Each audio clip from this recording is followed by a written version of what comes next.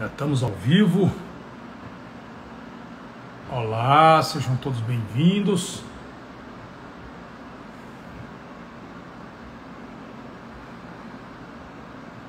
Ok.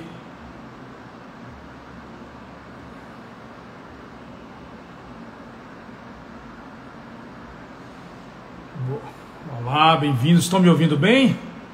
Está me ouvindo bem? O som está chegando alto e claro. Por favor, me deem aí um feedback, um retorno, se o som está bem. Boa noite, Delfonso, Adriana, ok. Tom, Eveline, sejam todos bem-vindos. Almique, olá. Vou bater um papo hoje com Paulo Mário, um cara campeoníssimo. Que ótimo, que ótimo. O som está bem. Muito bem, vamos falar de leilões, falar de histórias. Esse cara vocês vão gostar muito. Vocês vão gostar muito do papo. Tem muita experiência com leilão. Conhece só tudo.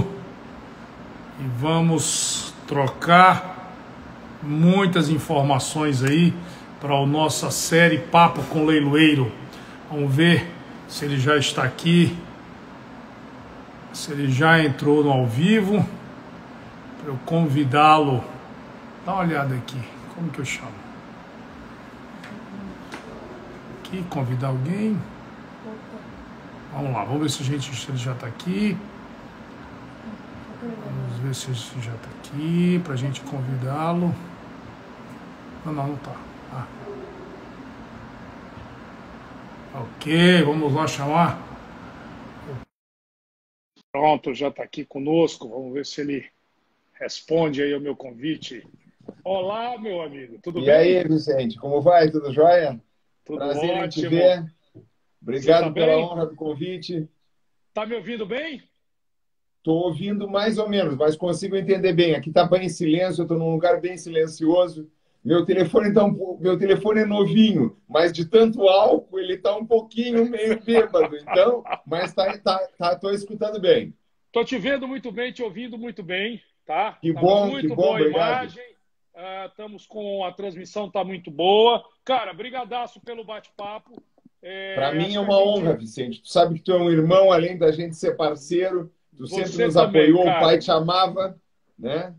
Você também. Paulo, cara, assim, ó, essa sequência que a gente está fazendo, para você entender, eu estou fazendo um acervo que a gente chama de Papo com Leiloeiro. Na verdade, a gente fala de leilão, mas fala um pouco da nossa história, fala um pouco das nossas experiências, vamos contar alguns causos do nosso dia a dia, mas principalmente para desmistificar, para as pessoas conhecerem um pouco dessa nossa atividade tão desafiadora, mas ao mesmo tempo tão apaixonante. Eu começo apresentando um pouquinho da tua história, vou pedir para você contar um pouco de como é que você entrou nesse mundo, e aí eu faço um roteirinho aqui para a gente não se perder, mas é bate-papo mesmo, tanto é que o Tá nome é Papo ótimo, com Leiloeiro, tá? tá ótimo. A gente está criando um acervo, porque depois nós vamos fazer um grande movimento para divulgar leiloeiros que fazem a leiloaria no Brasil, leiloeiros que fazem história, e você, sem dúvida alguma, é um desses grandes caras. Muito obrigado, Vicente, muito obrigado. Tá bom? Ó, vamos lá. Paulo Mário Lopes Machado, você foi nomeado, cara, você começou em 1987 como preposto do meu amigo Isso, eu Arthur fui por Henrique bastante tempo Carstens. preposto do meu padrasto, o leiloeiro Arthur Henrique Carstens, que fundou a Carstens Leiloeiro, né? Aí em 2000, quando abriu aqui a licitação para leiloeiro, o concurso, na verdade, para leiloeiro, que era uma apresentação de títulos, na verdade, e aí eu fui nomeado no final de 99. Em Tá? 1999, você se tornou leiloeiro oficial de Santa Catarina, membro da Associação de Corretores Arrematadores do Mercosul, co-executor em Santa Catarina de várias atividades na leiloaria. Você trabalha em todas as áreas, leilões judiciais, governamentais, extrajudiciais. Tem uma história com minha amiga, que eu sou fã, Lúcia, sua mãe, Lúcia Carstens, preposta leiloeira campeã. você é formado em Direito e pós-graduado em Direito do Processo Civil, não é isso? Eu não Sim. tenho... Onde você formou? Que faculdade você formou? Não tenho aqui. Desculpe, eu não escutei. Você formou aonde? Você formou em qual Eu me, faculdade? eu me formei na faculdade ACE. Eu comecei, na verdade, em Florianópolis e terminei meu curso de Direito na ACE. É uma faculdade tradicional em Joinville, uma faculdade Legal, particular. Eu terminei lá porque ela era a única. Hoje tem a Univille também que tem Direito. Mas na legal. época era a única faculdade de Direito que tinha na região norte lá de Santa Catarina. Eu terminei minha faculdade lá em 91, final de 91. Paulo, além de tudo, você é filho, você fala, você tem uma história, você fala pelo Carstens, você foi criado pelo Carstens, e antes da gente entrar, falar dos leilões, falar de você, eu tenho que fazer um registro que você sabe que seu pai foi um dos grandes responsáveis pela minha trajetória, foi uma espécie de um orientador lá no começo, as pessoas não sabem, mas eu acredito a dois grandes caras o meu início na parte de veículo. O Luiz Fernando Sodré Santoro, que eu sou grato por ter me pego literalmente pela mão e ter me apresentado ao mercado, e outro, o Carstens, que foi um cara que me incentivou, que estava começando o desafio em Santa Catarina, então foi um cara que me incentivou, e nós nos conhecemos há mais de 20 anos. Eu, Sim, você, sempre fomos amigos, você sempre muito, quem não sabe, esse cara é um campeão no pregão, mas é muito tímido, sempre muito na dele. Então, assim, o primeiro registro que eu tenho que fazer, cara, é que o Carstens é um dos caras que eu devo ao meu início, principalmente na área de veículos. Então, primeira pergunta para você que eu queria que você contasse assim, cara, como é que foi a tua história na entrada de leilões? Conta como é que o Paulo Mário chegou aí, aonde está. Fala um pouquinho da tua história de leiloeiro aí, lá do olha, começo. no início eu morava em Florianópolis, né, e fazia faculdade lá. Eu não pensava em seguir a leiloaria e estava entrando na faculdade e o meu padrasto, Arthur Castens, na verdade, ele precisava de alguém que tocasse o escritório, que fosse um boy, que fosse alguma coisa assim, sabe? Na época era um datilógrafo, né? E aí eu não tinha emprego, primeiro emprego, eu tinha uns 18 para 19 anos, ele me convidou para ir trabalhar, eu não pensei duas vezes. Saí de Florianópolis, fui morar com ele na época, a gente morava com minha mãe, morava em São Paulo ainda e estava vindo para Florianópolis para morar, tá? E eu fui morar com meu pai, com a minha avó, aí a gente morou alguns meses com a minha avó e viu que aí já não dava, porque era muita gente. O meu pai comprou um apartamento para nós e eu comecei a cair. Dentro de um ano, os leilões deram um impulso muito grande com os leilões industriais. Que, Isso nós tipo, o estamos falando Arthur de que Carstens ano? quase que dominou o Brasil com os industriais. Nós estamos falando de que ano, Paulo? 1985, 87, por aí? Isso, foi quando se iniciou. A gente tinha uma espécie de um sócio que ele captava os leilões, mas quem fazia era eu e o pai. Aí, em seguida, eu fui nomeado e comecei a fazer grande parte, porque eu sempre fui um leiloeiro mais agressivo de falar e de tocar. Então, o pai iniciava com todo aquele métier dele, aquela boa vontade, as histórias. E tu sabe que eu sempre fui mais objetivo, né, Vicente? Eu sou mais rápido. Então, e eu tocava. A gente chegou a fazer leilões de 1.000 lotes. Tipo a Tupi, na verdade, a Tupi, até um abraço grande para o Albano Schmidt, que na época ele era o proprietário da Tupi, o pai dele era fundador, ele está nos assistindo nesse momento. Grande abraço, Albano e Legal. Sheila, a gente ama vocês. Obrigado aí por tudo que vocês fizeram pela gente e continuam Sem fazendo, esses são caras, amigões não tinha nossos. leiloaria, né?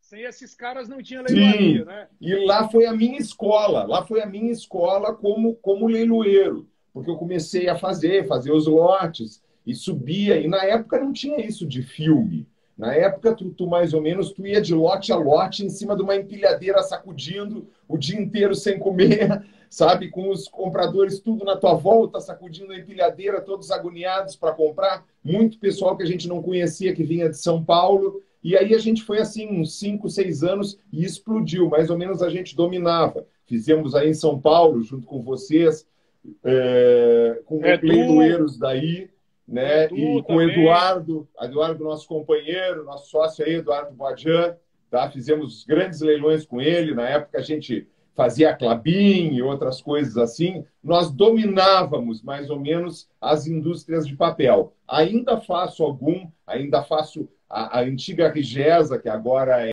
CNN, Westrock, que domina, é a maior reflorestamento do mundo. Tem o maior reflorestamento do mundo. Eles só fazem leilões com Carstens Leiloeiro e depois com a VIP, é claro, né? E a gente ainda continua com eles, mas diminuiu bem o mercado, apareceu outras firmas leiloeiras oferecendo mais alguma outra vantagem, né? Paulo, você tá falando do leilão industrial, mas você depois se dedicou muito a fazer leilão judicial e se tornou a referência do leilão judicial em Santa Catarina. Mas antes da gente falar do leilão judicial, você é um cara que tem muitas horas de estrada, você tem muitas horas de leilão noturno, você vendeu tapete, vendeu joia. Você é um cara de pregão mesmo, você teve essa experiência também, né? Porque, assim, sim, eu fiz muita porta de fórum, porta de justiça do trabalho. Na época, a gente não era tão respeitado. Então, qualquer lugar botava um leiloeiro. Mas eu, como sempre, tive grandes amigos e tenho juízes que me respeito, juízes que já faleceram, juízes que já se aposentaram, que a gente tem um carinho especial. E eles sempre me chamavam e a gente fazia o leilão. Na época não tinha muito conforto para dar para o arrematante. No caso que tinha que esperar, o arrematante tinha que esperar sentado na porta, a gente fazia os papéis quase tudo à mão, aí eu levava lá dentro, ou levava uma mini máquina de escrever, isso há uns 20 e poucos anos atrás, né? Mas aí foi evoluindo, a gente às vezes se deslocava, passava o trabalho, estourava o pneu de um carro, estava todo arrumadinho, se sujava, né? Mas são agora, histórias que tem, né? Paulo, aí depois eu fui juntando pessoas para me ajudar, como eu tenho a Josi hoje, que me acompanha, que é meu braço direito, né? E a minha irmã também, minha mãe sempre foi comigo. A minha mãe às vezes dizia, eu vou contigo e não sei te ajudar. Mas eu dizia, mãe, só a tua companhia já me ajuda. Porque tu dirige o carro, ou tu carrega a bolsa, ou tu interte a pessoa enquanto eu estou lá dentro digitando. Porque aí a gente tinha que pedir, por favor, para dar uma mesinha para a gente fazer o papel do arrematante, né? Sem incomodar. Olha, deixa eu fazer aí, não sei o quê. Então, a gente sempre com cuidado, sabe, Vicente? A gente, que é leiloeiro, tem que chegar, sempre com cuidadinho para não incomodar, porque não é muito bem visto, porque, pô, chegou o cara só vai levar a grana. Não é isso. A gente tem toda uma história para fazer, todo um métier antes. Então eu chegava e nessa época eu fiz grandes amigos que até hoje são meus amigos. Alguns frequentam a minha casa justamente disso, do cara me dar a mesa dele para mim trabalhar, do cara me emprestar a máquina dele ou o computador dele, porque não tinha nem lugar da gente levar, né? Paulo, é importante você falar esse começo lá, porque hoje você é uma referência no leilão judicial, principalmente, mas de veículo, industrial. Mas, assim, eu ia falar isso um pouco lá na frente, mas eu acho que é muito importante falar agora. O que você diria para essa turma que está começando? Porque muito leiloeiro assiste, depois a gente está nesse acervo, como eu estou te falando. Aliás, eu vi a Lúcia passar aí agora. Um beijo, Lúcia, um beijo para você. Daqui a pouco ela vem aqui para te dar um abraço. Se tornou, aliás, uma grande leiloeira.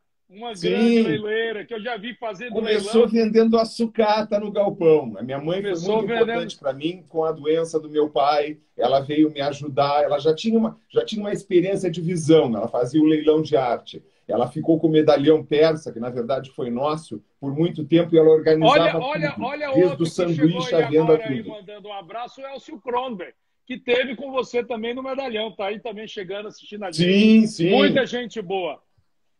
Essa experiência do medalhão persa é muito legal, Paulo, que as pessoas não sabem que vocês criaram algo que se difundiu no Brasil inteiro, né? O medalhão persa nas madrugadas vendia tapetes, vendia joias. Como é que era aquilo, cara? Aquilo era muito inovador, né, Paulo?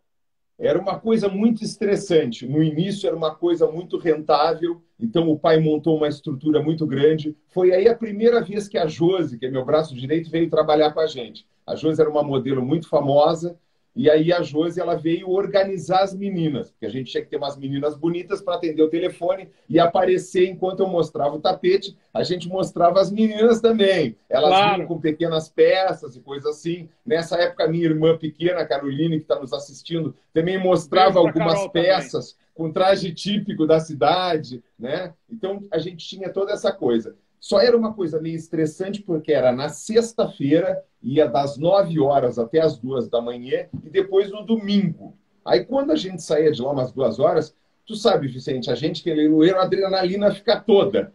E aí Você a não gente saía dorme. de lá super agitado, com fome, com coisa assim. Tinha as meninas também. E aí aquilo passava, o sábado parecia que passava correndo, quando chegava no domingo já chegava a hora daquilo.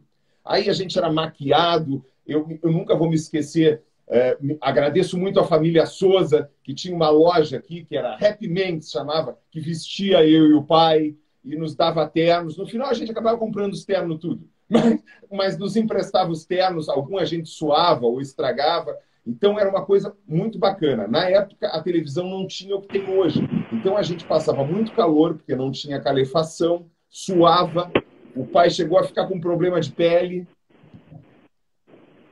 E era muito quente dentro do lugar, para as meninas e para coisa assim. Aí começamos uma roupa mais curta para nós, para o leilão ser mais descontraído, né? Mas era muito rentável, a gente atendia todo o Mercosul, na época se atendia, era mais por parabólica, era antena parabólica, aí até a gente ri, chamava Pois é, parabólica, Paulinho, olha só. correria, né?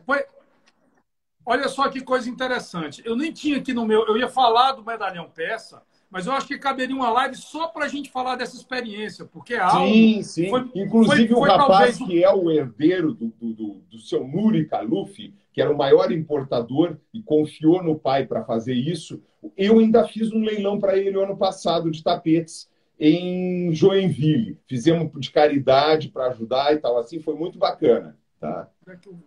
E veja uma coisa, você teve uma história do medalhão persa com o Carstens, que vocês, o Elcio que está aqui conosco, falando aí conosco, trabalhou com vocês também durante muito tempo lá, e assim, aquilo sim foi uma inovação, né? Vocês transmitiam, e a pergunta que eu estava te fazendo quando entrou a história do medalhão persa é assim, cara, o que você diria para essa turma que está entrando hoje na atividade, que está querendo se tornar leiloeiro, que está querendo fazer leilão, Paulo, e não entende quanto é difícil se inovar, se crescer, se dedicar, porque assim, vocês, o medalhão persa deve ter 30 anos, acredito eu. Lúcia deve, acho que 30 anos, né? 1990, foi mais ou menos talvez. 96, 97, que foi o boom dos leilões via TV a cabo. 96, 97. Então, 96, imagina... 97 ainda pegou uma parte de 98. Aí tipo, a TV a cabo começou a apresentar outras programações e ele não ficou mais tão atrativo. Pois é, eu acho que eu vou te falar, eu vou depois fazer uma live só para tratar do medalhão persa. Junto com o Elcio. Porque junto o com o Elcio. Tinha o medalhão persa e tinha o príncipe persa. O Elcio fazia 2 leilões. Enquanto a gente fazia um, acho que o Elcio fazia a semana inteira, na época, né? Não, cara, muito. E outra coisa, isso dava muita cancha de pregão, né, cara? Você fazia muito pregão. Sim, de situações a pessoa falava com a gente e a gente mostrava e parava e mostrava como o tapete era, mostrava os nós. O pai fez um estudo, fez viajou à Rússia para conhecer o tapete mais antigo do mundo, que é o Pazyryk, que foi um tapete que envolveu um príncipe descoberto por uma escavação. Então, tinha toda uma trama, a gente apresentava toda uma história que a pessoa se apaixonava pelo tapete e acabava comprando. Né? Pô, que legal, que legal. Já vou deixar dito, Elcio, depois já fique sabendo que eu vou convidar você para a gente falar junto com o Paulo. Vamos falar da experiência do medalhão persa, porque aquilo sim era inovação naquele tempo. Mas eu quero ouvir de você, Paulo, faz parte do nosso roteiro, para que a gente mantenha no nosso acervo todos esses pontos tratados.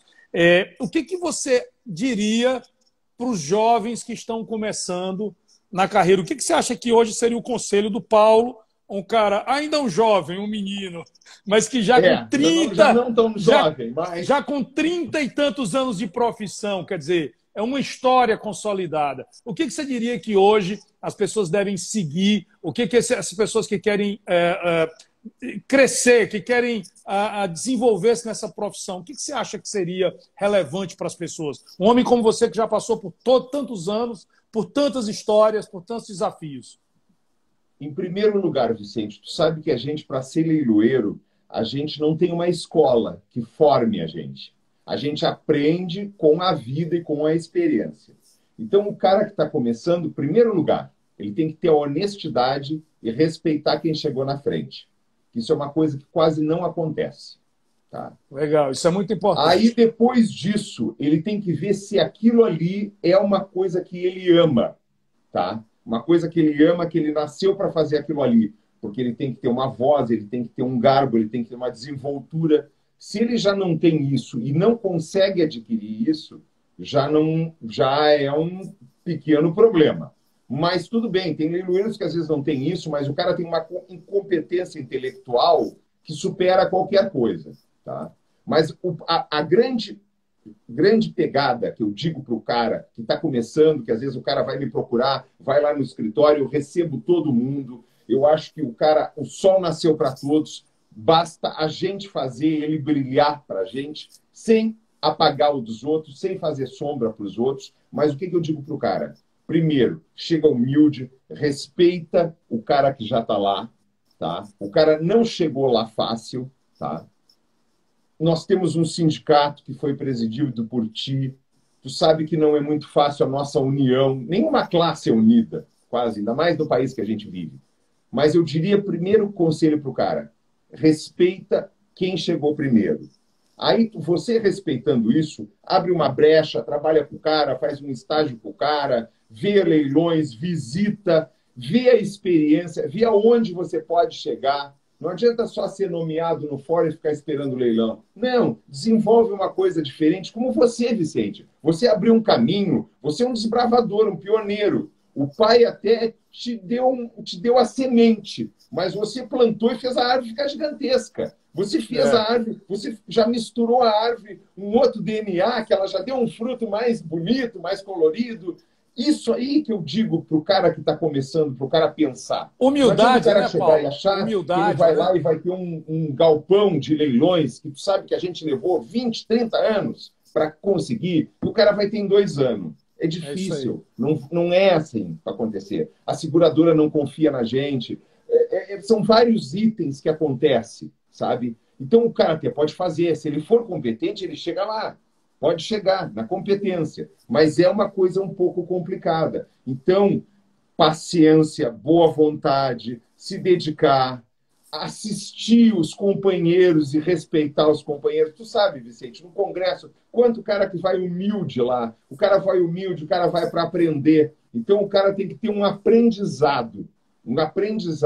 Aí depois ele pode vir a se comparar e a querer disputar. Mas, infelizmente, o que acontece com a nossa classe? O cara recebe o título e ele já vem com a faca em cima da gente. Aí vamos ver, quem é o melhor? Vamos lá em cima dele, vamos tocar em cima dele. Não é assim, porque o que acontece? A gente perde até alguma coisa ou outra, mas depois a pessoa não tem a estrutura para continuar com aquilo.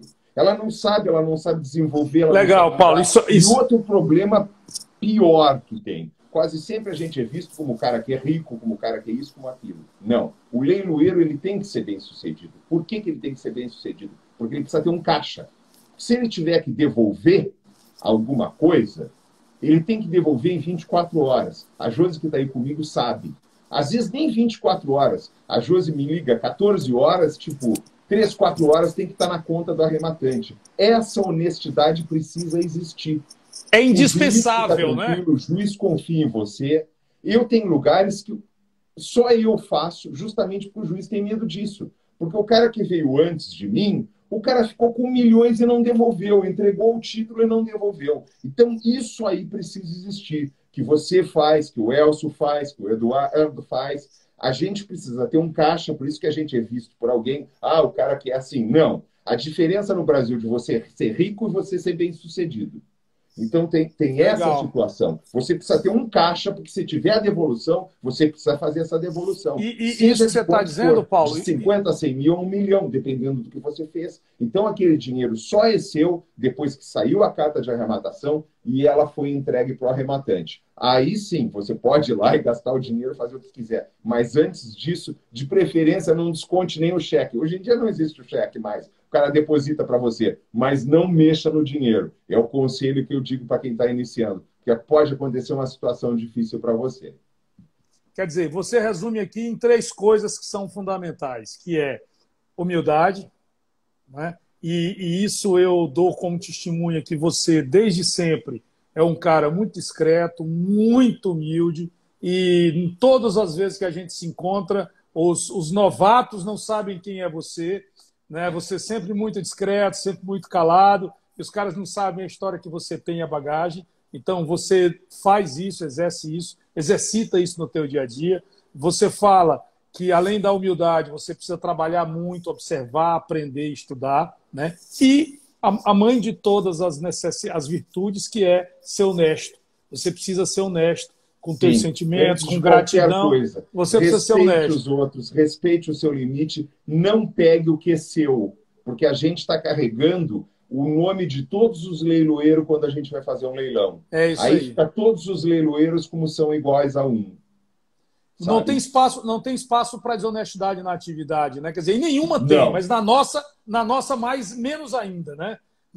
Menos ainda, né? Então, eu acho muito legal, e eu que te conheço há 2 décadas, posso testemunhar que você sempre praticou e executou exatamente isso no teu dia a dia. Isso não tem a menor dúvida. Eu te retribuo do mesmo, porque tu sabe que, além do mais, agora eu tenho a honra de ser teu parceiro, de ser teu sócio. E eu também tenho muito orgulho disso. De você, de toda a tua família, da tua linda esposa, de todo mundo que trabalha com você. Porque vocês são também tenho muito orgulho que nem disso. eu, a minha mãe e a minha irmã.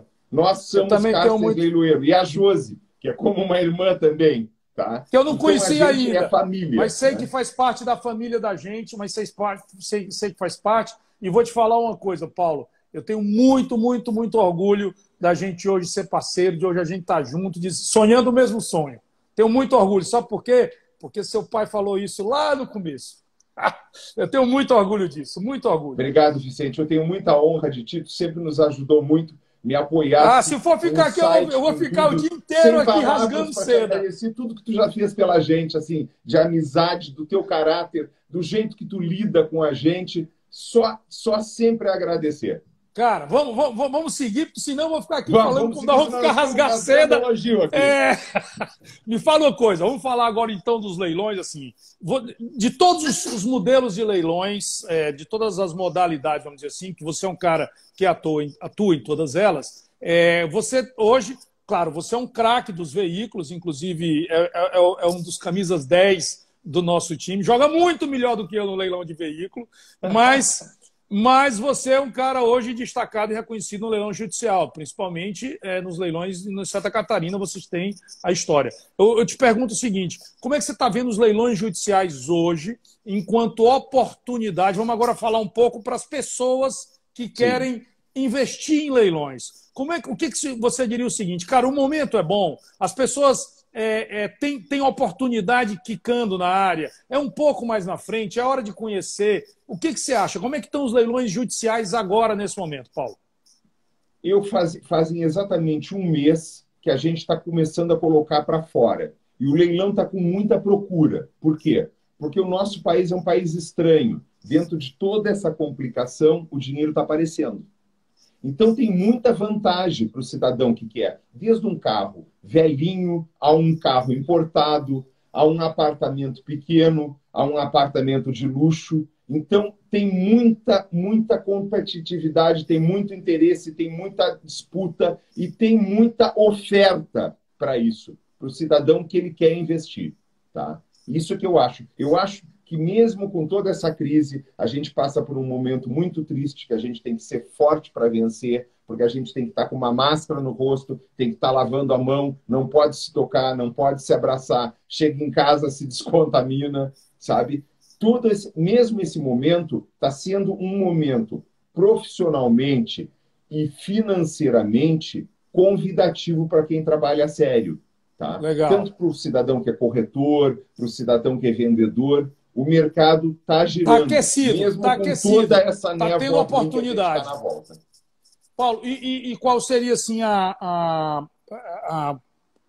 conselho? Qual seria o conselho que você, se você tivesse dar um conselho, porque assim, a gente tem aqui leiloeiros, profissionais da leiloaria e tem também muita gente que não conhece de leilão. E o nosso objetivo maior é falar da vida da gente, falar dos leiloeiros e dos leilões para que a gente traga pessoas que não costumam se relacionar com a atividade para desmistificar um pouco. Então, assim, Sim. qual seria o conselho que o Paulo Mar, esse cara que tem experiência, que tem uma história, eu costumo dizer o seguinte, cara, nós desenvolvemos nossas atividades na pessoa física, com a cara na frente dos palcos, durante 20, 30 anos, só dá para fazer isso se for muito honesto, porque senão você leva pedrada, você não fica, né? O malandro não fica. Então, nós temos aí 30 anos fazendo a mesma coisa nos mesmos lugares. O que o Paulo diria que as pessoas têm que tomar, que têm que ter atenção para começar? Como está dizendo aí a Estael, para desmistificar o leilão, qual seria o primeiro passo a você passar para as pessoas? É ler editais, é olhar, assistir primeiro, é perguntar para um amigo, é ir lá sentar primeiro com o leiloeiro, vai lá no Paulo, toma um café com ele. O que você acha para quem quer começar a investir? O mercado está aquecido, vão ter muitas mais oportunidades, com certeza. O que você diria agora para as pessoas assim, cara, esse é a minha cartilha? Em primeiro lugar, Vicente, desconfie quando a oferta está muito grande. Existe muito site falso. Então, isso eu vou abordar. Mas se você quer começar, chuta logo essa bola aí. Tá? Primeira coisa, confie num site confiável. Participe como espectador, pelo menos uns 3 ou 4 leilões antes de você arrematar. Participe, veja como é, se você não precisa urgente daquele valor, se aquele valor foi convidativo, mas ele pode ficar preso, retido o dinheiro num fórum, numa justiça federal, isso pode acontecer de entrar num embargo. Então, veja que você não vai precisar daquele valor por um determinado tempo, porque pode acontecer isso. Sendo um site confiável, um leiloeiro confiável, vai em frente porque tem tudo para dar certo. O pior que pode acontecer é o seu dinheiro e a sua comissão ser devolvida com juro e correção monetária em 30 dias ou 60 dias. Show. Você entrou na questão dos leilões falsos aí, dos sites falsos. Cara, é impressionante a quantidade de falsificação que está tendo no momento, de golpe. Eu já tive Vicente, com a minha foto. Eu acho que você mesmo viu, a gente processou. Eu tenho vários, Tinha uma Justiça do Trabalho eu fazendo com a minha foto, com tudo, com um horário, cópia do site igual. Tá? Ô, Paulo, eu tenho vários. Tem página de Facebook, tem Instagram, tem... Tudo. Eles oferecem a WhatsApp. Propaganda, a cópia é total. Os logos da gente, tudo. Não, e o pior que é o seguinte, essa semana agora, ontem, ou hoje também, uma publicação na VIP, o cara entra lá e falei, eu tomei um golpe nessa empresa. Aí você tem que ir lá explicar, não, você não tomou na VIP Leilões, você comprou no site falso, sim, que não é da VIP Leilões. Aí a pessoa ela acha que é aquilo ali. Por isso que eu digo, então, tenha experiência e desconfie quando a esmola é muito grande. Né? E é por isso que eu acho que é importante a gente vir aqui e falar, apresentar, mostrar a cara, começar a dar cara para as pessoas, porque aí você consegue fazer com que a gente, cada dia mais, desmistifique essa situação. Quer dizer, traga as pessoas para conhecer o leilão. E aí eu faço um link com a outra pergunta que era importante nesse mesmo cenário. Para essas pessoas que ainda estão agora conhecendo o leilão, no mundo da pandemia, leilão online no Brasil é uma realidade há muito tempo. Santa Catarina tem uma cultura ainda muito do leilão presencial. Você, de uns 2 anos para cá, começou a migrar. Eu ainda tenho muitos clientes lá no nosso galpão que ele não tem um computador, ele não tem nada, ele está desesperado. Ele, às vezes, liga para o meu celular particular. Paulinho, quando é que vai começar o leilão presencial? Eu tenho um público muito grande, mas, infelizmente, eu não tenho como recebê-los. Né? Hoje eu recebi uma ligação, porque eu deixo meus números de acesso, quem quiser falar comigo fala, semelhante a isso, um comprador do interior, não sei, de uma cidade do Nordeste, agora não vou falar que eu não me lembro, mas dizendo assim, eu não sei usar, eu quero comprar um carro e tal, e eu, peraí, alguém vai te ajudar. Como é que você pensa como é que vai ser o futuro? Porque não vai voltar agora. Isso não vai voltar agora. O leilão presencial não vai voltar agora. Para a gente, os números não mudam muito. Os leilões online estão acontecendo normalmente, os números estão vendendo muito bem. Mas como é que você acha, por exemplo, Santa Catarina, que tem muito essa cultura, e tem o judicial também, no judiciário tinha essa cultura do pregão, você sempre fez. Você está preparado para não ter mais isso durante um bom tempo, ou você acha que isso é fundamental? Eu acho que isso aí fez parte de uma época. Eu acredito que hoje em dia só vai ser o online. Mas eu, por exemplo, segunda-feira, eu sou leiloeiro exclusivo da Ademilar, desculpa fazer propaganda. Eu e a Josi somos obrigados a ir na frente de um fórum e ficar lá, mesmo que o leilão está correndo online, porque judicialmente, como ele é extrajudicial, eu preciso estar lá na frente. Então eu vou estar lá com a Josi de máscara ou de viseira, de protetora, e vou ser obrigado a levar um álcool e atender a pessoa se ela for lá. Porque o trâmite do leilão não exige que eu esteja na frente do fórum. Então é uma situação assim. Mas eu acho que isso, aos poucos, cada vez mais vai terminando. E vai ficar realmente só online. Eu também tenho essa mesma percepção, essa mesma visão, e eu estou convencido de que, ainda que tenha a transmissão, né, que a gente faça a transmissão, voltemos lá para o Medalhão Peça, só que agora via internet, ainda que a gente tenha a transmissão, eu não vejo mais sentido do presencial, da aglomeração, do auditório. Não tem mais, só confunde, a pessoa se perde, aí reclama. Eu já tive vários problemas com isso. Para mim é muito mais tranquilo o online. Por quê? Porque presencial, às vezes, a pessoa pode discutir, já aconteceu, ou são inimigos, ou é executado e arrematante. É uma situação que antigamente a gente era obrigado porque não tinha essa ferramenta. Eu acho que hoje em dia culpa tanto o leiloeiro como ao juiz, como as partes, de acontecer esse tipo de confusão, esse entrevero, tá? Como diria assim, que podia acontecer num lugar. Isso aí não vai acontecer porque acontece tudo online. A pessoa, ou ela tem o valor para pagar, ou ela não tem. Ela não teve, o outro vai arrematar. É isso aí. Paulo, eu recebi várias perguntas aqui, inclusive estou vendo uma aqui agora que recebi ela repetidamente. Parece que as pessoas têm uma certa... O que para a gente é óbvio, né? E aí eu tenho que fazer, estou vendo aqui, o Elcio também conversa com o leiloeiro sempre, que é uma sugestão muito importante, mas o que para a gente é muito óbvio, que vivemos dentro do dia a dia, para as pessoas não é. Eu estou vendo uma pergunta aqui, mas que eu tenho várias dela, repetidamente, que eu queria que você respondesse. Qual a diferença do leilão judicial para o extrajudicial? É óbvio para a gente, mas explica de maneira geral, porque assim, são leilões. Qual é a diferença de um leilão judicial para um leilão extrajudicial? Quem fez essa pergunta aqui foi o Fábio Torres. Eu também já tinha lido ali, já ia te pedir justamente um break para explicar isso. O leilão judicial, quase sempre, ou ele se trata de um processo, ou é uma decisão judicial, ou o juiz me nomeou, tá? Aí é um leilão judicial. O leilão extrajudicial, o que ele é? Ele é de um particular, mas ele tem esse rito, como a Ademilar tem, que eu preciso ir lá na frente do fórum e ficar lá. Então, tem isso. Essa é a diferença. O extrajudicial é de um particular ou de uma empresa que contratou o leiloeiro para fazer. Talvez ele tenha até um rito parecido, dependendo como esse, que envolve uma execução.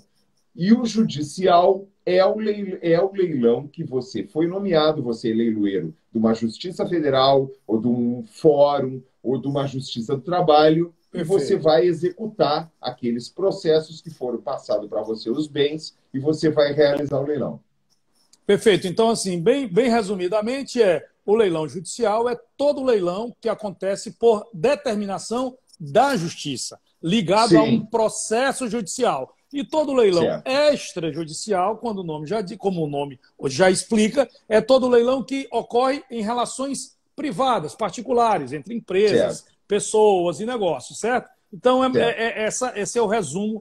Bom, tem outras perguntas aqui, eu vou te colocar mais uma, porque a gente não pode sair. Todo leilão judicial são iguais? Todos são iguais? Quer dizer, aí eu vou colocar para tu já responder junto com outra pergunta também, que toda vez que eu faço, o Elcio respondeu essas perguntas semelhantes, porque estão muito ligadas quando a gente vai falar de leilão judicial, tem muito muito interesse das pessoas, né? Os leilões judiciais são todos iguais, e aí a questão é qual a importância do edital, ou seja, o que importa é o edital, né? Então, sim, responde isso aí. Por exemplo, a Justiça do Trabalho ela tem um rito próprio. A Justiça Federal ela tem um parcelamento. Então, se atenha às normas, leia as normas. E outra coisa, por favor, preste atenção no que o leiloeiro está falando. Porque, às vezes, enquanto a gente está falando, isso é uma coisa difícil da gente tentar botar na cabeça do arrematante.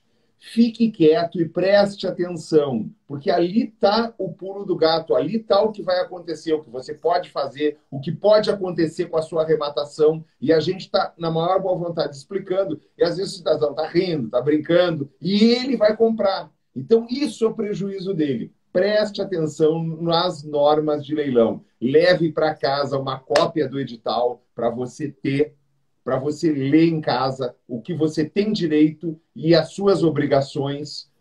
Tenha esse cuidado. Essa é a diferença dos leilões judiciais. Cada um tem um rito próprio.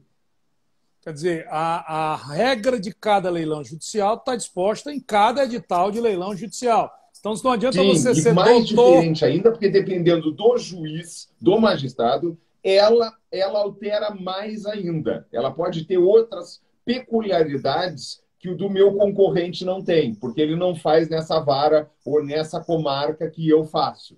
Então, tenha cuidado que nem todos são iguais. Às vezes, eles podem ser da Justiça Federal, mas o cidadão, por exemplo, a vara criminal da Justiça Federal, ela não pode vender inferior a 80% da arrematação, 80% da avaliação. Então, aí já cria um certo problema, sabe? Então, não se aceita 50%, que é o que o cidadão vai lá e acha São regras que vão estar dispostas, cada edital vai ter a sua regra. Nesse caso, não tem. Vai ter a sua regra. Maravilha. Paulo, uma coisa interessante aqui, é que é o seguinte, a gente fala muito do leilão judicial e você tem agora num momento de dificuldade, como o Brasil está passando e possivelmente vai se agravar, a gente espera que não, mas nesses momentos você pode ter um aumento no nível de falências, no nível de recuperações judiciais, no nível de execuções. Qual é a tua percepção sobre isso, mas principalmente olhando com o viés da responsabilidade do leiloeiro enquanto profissional que tem que dar o desempenho máximo num processo como esse, enquanto agente responsável para a recuperação na parte que lhe cabe da economia brasileira, né? Quer dizer, essa percepção de maturidade que nós temos, de responsabilidade para com o país nesse momento é muito importante. Você percebe que a gente vai ter já temos, mas teremos que contribuir muito mais com esse momento que o Brasil vai passar, não sei se no primeiro trimestre, no segundo, mas que a gente percebe que pode passar. Eu acho que o ano que vem será um ano, talvez, se Deus quiser, a gente vai ter uma vacina, alguma coisa que vai melhorar a vida da gente. Mas eu acho que financeiramente vai ser um ano bem mais triste do que esse. Porque o ano que vem é que vai pipocar a situação que está acontecendo agora. Porque agora a pessoa ainda está contornando, quase que os órgãos estão fechados, não estão atendendo, só recebe por e-mail. Então, essa coisa não chegou lá. Agora, o ano que vem, no segundo semestre, eu acho que vai ser um ano difícil, que a gente, eu como leiloeiro, você como leiloeiro, nós vamos ter uma responsabilidade muito grande e também, além da responsabilidade, a gente se envolve emocionalmente. Porque eu, como trabalho em várias cidades, Santa Catarina é um estado grande, mas com cidades interligadas. E quando acontece isso de uma empresa que acontece que ela vai mal, é uma situação difícil, porque a gente, como uma figura pública, a gente às vezes conhece os donos ou conhece as pessoas que trabalham lá, e essa empresa, mesmo quando a gente, que é a nossa vida, fazer a execução, é uma situação difícil que acontece tanto para nós como para os funcionários, e é uma situação que eu acho que a gente vai viver o ano que vem no segundo semestre. Tá? Infelizmente. Vamos torcer Tomara muito, que não, mas eu acredito que tem tudo para viver. Muito. Aliás, que cidade você está agora? Você está em Joinville, não?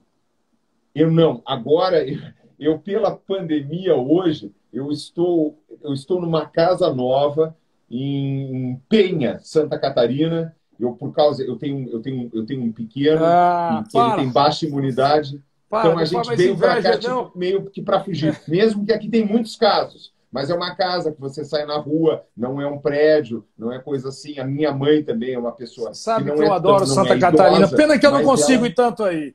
Pena que eu não consigo ir tanto, mas eu adoro Santa Catarina. Não, mas você vai vir aqui, vai me visitar. E quero que você traga seus filhos aqui, porque a gente está a 5 minutos do maior parque temático do Brasil, que é o Beto Carreiro World. Tá? Tá aí do lado? A gente tem a honra, eles são nossos parceiros, Vicente. Eles vendem os carros com a gente. Tá? Então, que você vai trazer os seus meninos aqui, a gente vai levar eles lá. É um parque maravilhoso que, graças a Deus, fazem 20 dias que abriu. A cidade Sabe aqui que eu fui passar minha lua de mel aí? Aqui tem praias paradisíacas. Eu te contei que eu fui passar minha lua de mel aí. Casa, tem a Praia do Quilombo, que é uma praia maravilhosa. Tem lugares maravilhosos aqui. Quem não conhece, venha conhecer Beto Carreiro World em Penha, Santa Catarina. É um lugar maravilhoso. Eu te falei que eu fui passar minha lua de mel aí, né? Aqui? Fui passar... cara. Pô, mas eu fui assim, foi o lugar mais longe. Juntei o dinheiro da vida todinho, sei lá quantos leilões, quando eu casei. E fui para aí, que eu tinha o maior sonho de conhecer Santa Catarina, cara. E eu, na aqui época... é muito bonito. Eu tinha ido... exato. Não. E aí, agora que você está falando aí, vou marcar sim, com certeza.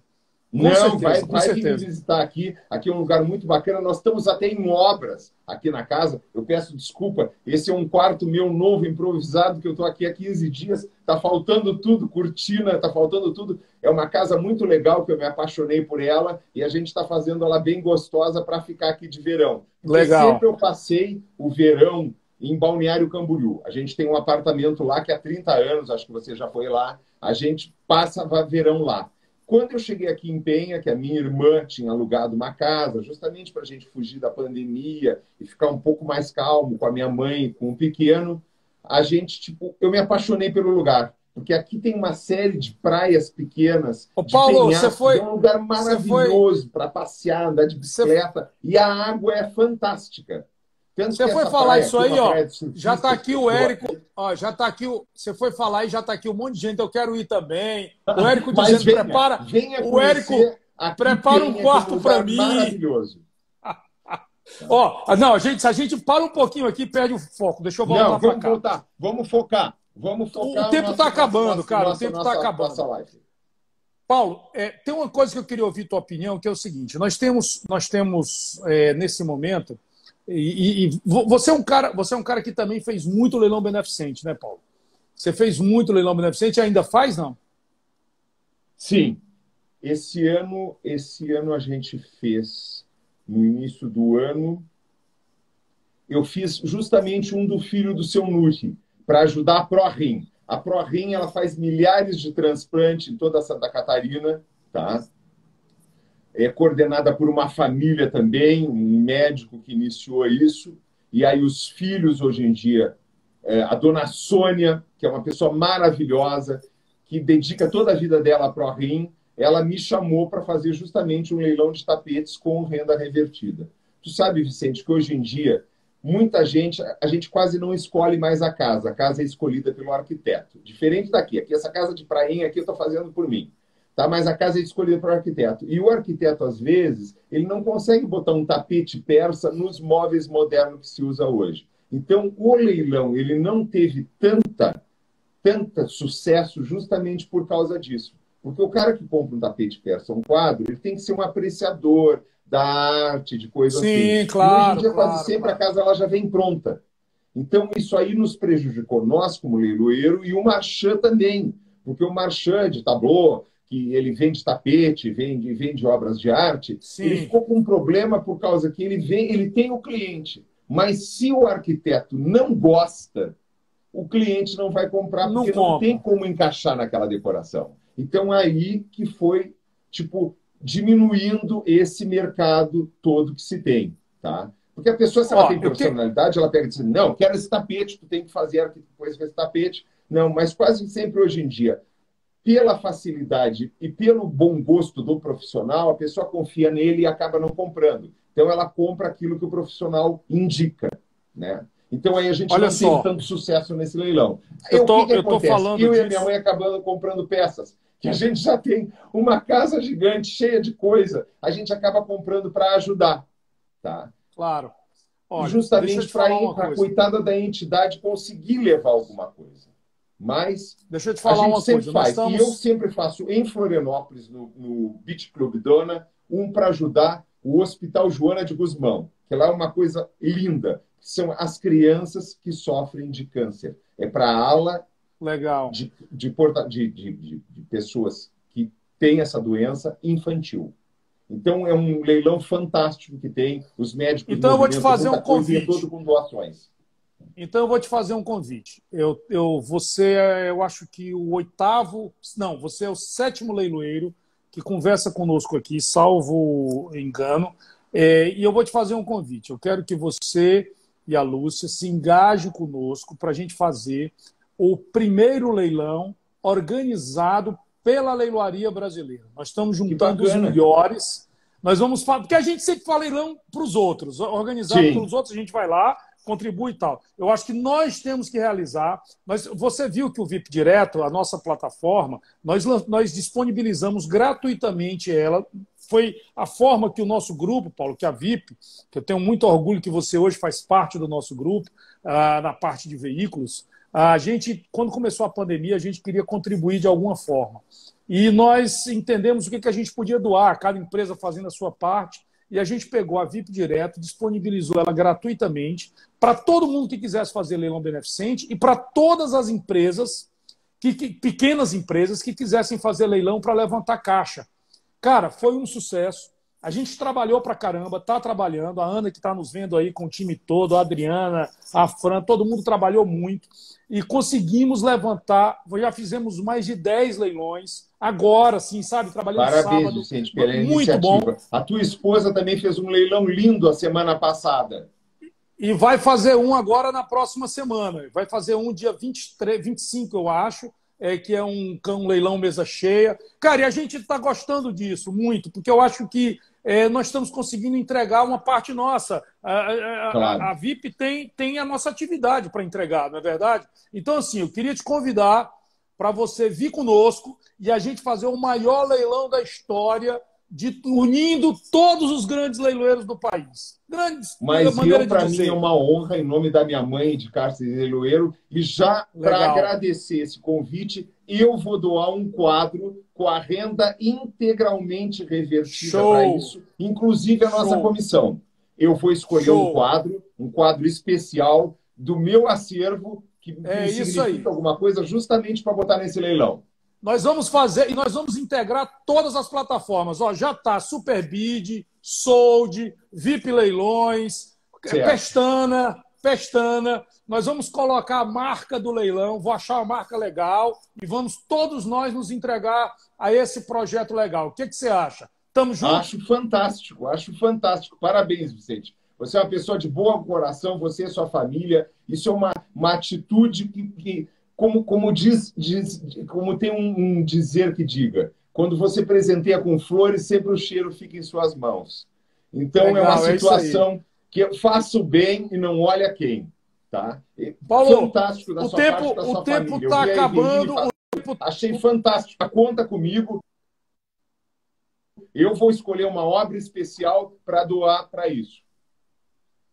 Maravilha. Eu não tinha dúvida que você ia estar conosco. Paulo, nosso tempo está acabando. Eu tenho mais 3 minutinhos aí. Eu queria deixar para você falar o que você quisesse, para que você desse a tua mensagem, o que você quiser falar, e te agradecer muito por esse papo, dizer que eu tenho muito orgulho de ser seu amigo, da Lúcia, dizer que eu devo muito ao Carstens. Eu costumo dizer que a gratidão é a mãe de todas as virtudes. E eu nunca vou deixar de agradecer aos amigos que eu tenho, mas principalmente ao Luiz Fernando Santoro, que, repito, foi um grande padrinho meu na leiloaria, ao Carsten, seu pai, e hoje quis o destino que a gente tivesse juntos. Uma observação, todos eles tiveram um grande aluno.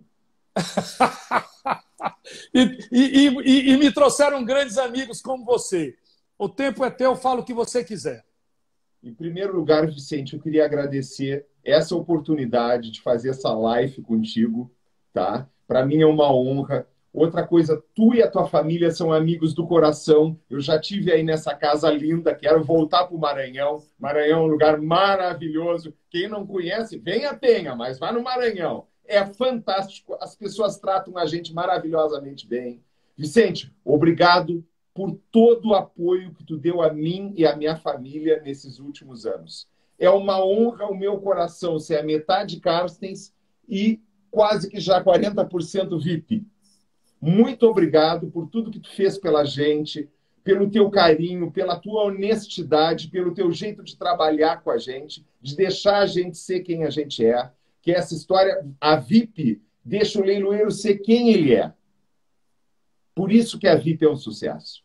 Muito obrigado por tudo que tu tem nos apoiado, nos ajudado. É uma honra. Tu sabe que tu é um leiloeiro bonito por dentro e por fora, como toda a tua família. Tu é uma pessoa maravilhosa. Cara. Obrigado por tudo. Obrigado a quem nos assistiu. Foi um papo descontraído, eu não estava preparado. A gente vem numa correria com esse negócio de pandemia. Eu estou numa casa sem muito recurso. Vocês estão vendo, não estou nem enxergando muito direito, nem me escutando muito bem, porque o telefone é novo, mas passo muito álcool. Então, muito obrigado a quem nos prestigiou. E mais uma vez, Vicente, obrigado pela tua amizade, pela tua parceria, pela honra de ser teu amigo e teu sócio. Obrigado. Para com isso que eu que vou... Vamos de novo começar outra. Cara, muitíssimo obrigado, Paulo, mais uma vez. Obrigado. Dá um beijo na Lúcia, tá? Um beijo grande, pessoal, na nas crianças. Espero vocês aqui. Tá feito. Todos que assistiram. De carro, quinta-feira que vem, temos um grande leilão na Carstens. Leilão e da VIP. Obrigado, fica com Deus. Beijo, cara. Um beijo. Tchau. Amo você. Eu também. Tchau.